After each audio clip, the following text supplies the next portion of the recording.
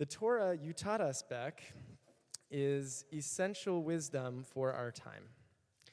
When we spend our days glued to our phones or televisions, distressed by the minute-to-minute news out of Israel and Gaza, you remind us of something bigger than the crisis and certainly a truth for getting through it. As people across the world entrench themselves firmly on one side or the other, you remind us to see the other, and in so doing, ideally to remember the humanity in between.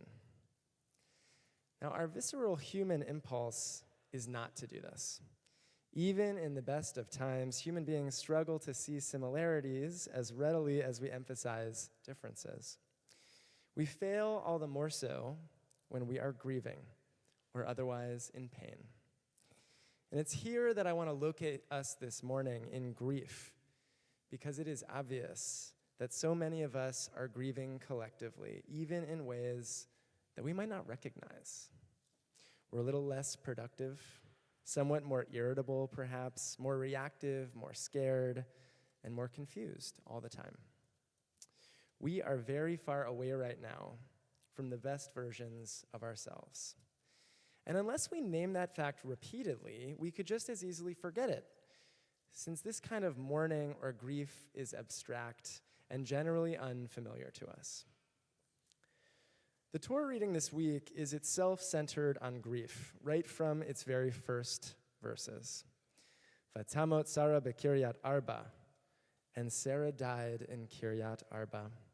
He Chevron be'eretz Canaan, that is, Hebron in the land of Canaan. Vayavo Abraham lispod l'Sarah, v'livkota. And Abraham came to mourn Sarah and weep for her. After decades of traveling from their birthplace to Canaan to Egypt and back again, after founding monotheism together, and after founding a family, Abraham has to confront the loss of his wife. And just when you might expect the Torah to depict his pain poetically, the next verse reads, Vayakom Avraham me'al pnei meto, and Abraham rose from beside his dead. The Torah is always laconic, sparing in details. But here, the lack of pathos and characterization is striking. Abraham mourns his wife, his beloved, the woman with whom he had been called by God to fulfill his destiny, with almost nothing to say about the process. He immediately rises, vayakom, and gets to work. Abraham's behavior is contrary to everything we know about meaningfully passing through grief. Though surely some of us who mourn may want to get back to work to take our mind off the pain, rising immediately or reacting, doing those things rarely achieves what we think it will. It is for this reason that our tradition gives us the ritual cycle of Shiva, Shloshim, and Shana to force us to sit in our pain as we determine how to live in a new reality. This past week, we marked Shloshim since October 7th, the 30-day period of mourning the dead. Ostensibly, at this point in our collective grieving, we should be healing. Shloshim advances us closer toward understanding and wholeness. Usually, that is. But who among us can claim that we are feeling soothed right now? Who can say that the passage of time has brought us a sense of peace or wholeness?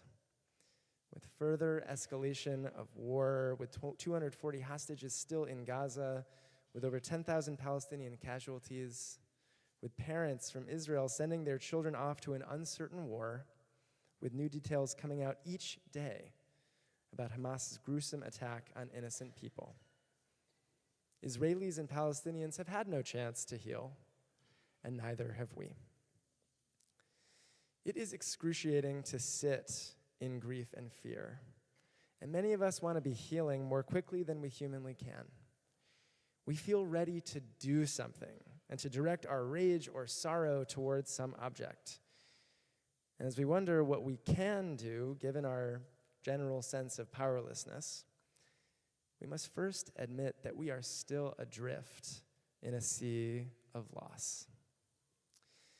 Vayavo Avraham lispod l'Sarah v'livkota. Abraham mourned for Sarah and wept for her. Our sages point out that this is not the normal cadence of grief. Typically, the first thing we do is weep, and then we enter a long period of mourning. But Abraham has it in reverse, and he seems unwilling to do that. And possibly for this reason, he spends the rest of his life in mourning. Perhaps as well, we learn from this that whether we're mourning a loved one or mourning masses of people far away from here whom we do not know, if we're going to move beyond our grief, we have no choice but to move through it, allowing ourselves to feel fully. But once we've established that, learning from Abraham what not to do, there may be further wisdom in what Abraham actually does when he rises immediately, insisting on action. Abraham moves first to purchase a plot of land in which to bury Sarah. The Hittites want to give it to him for free, but he insists on paying for it. Surely that is the part that many rabbis will focus on this Shabbat, yet another text that demonstrates our people's ancient relationship with the land of Israel. Until this point, Abraham did not actually possess any land at all. And instead of looking at the past or raging against the present, Abraham shifts his gaze toward the future, seeking to enact the promise that God made with him to inhabit that land. This grief response is also a normal one, and probably one from which we can learn. That in our grieving, we can look toward a better future than the one we currently inhabit. We can invent it in our minds. And once we have it in mind, we can measure our behaviors against the future, or that future, to see if our behaviors get us closer to it or further away. Beck, you shared a commentary that one reason why Abraham didn't want Isaac to marry a Canaanite woman was because he wanted no doubt about the provenance of his descendants' land ownership. Our sages understood that that goal was essential for him. Ger v'toshav anochi imachem, he says to the Hittites, I am a resident alien among you. The 12th century commentator Radak reads Abraham to be acknowledging the emotional state of his neighbors in this moment, as if Abraham is saying, in Radak's words, I describe myself first and foremost as a stranger, seeing that I have come from another country. Yet I also describe myself as a resident, seeing that I have lived among you for many years and will continue to remain among you in peace. This hopeful rabbinic reading imagines that as Abraham secured his legacy and his land, he sought to ensure a future of coexistence for himself and for his family. Not only did he visualize his future, he took steps to enact it in ways that were ethical and understanding. Abraham, we must remember, is a shared mythic ancestor of both Israelis and Palestinians, both of whom came to that land at some point as resident strangers. And it is hopeful that his story speaks to the value of living beside one another. And here, Beck, is where the lesson you taught us may be even more deeply embedded in the Torah narrative than we might have thought. Maybe Abraham did understand just how similar he was to the people with whom he shared that land. Maybe Abraham had some inkling that living together in Canaan required precisely this coexistence. And presumably his efforts were in fact to be both fully himself and fully at peace with his neighbors.